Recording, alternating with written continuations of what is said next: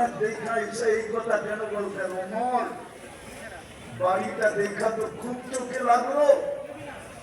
জিবরিলও যেভাবে বলতেছিল ভাবতেছিলাম বাড়িটা আমারই হবে। যখন দরজায় যে পাও ঢুকাইতে চাইলাম তখন হাসি দিয়া বললো, এটা আপনার না, এটা ওমরের। আত্মমর্যাদার কথা মনে করে পাওটা ভাই করে নিয়ে আসলাম।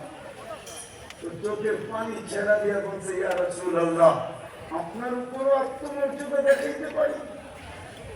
একটু দেখে আসতেন, বাহিরটা এত সুন্দর, ভিতরে বেডরুমটা কিরকম সুন্দর, একটু দেখে আসতেন।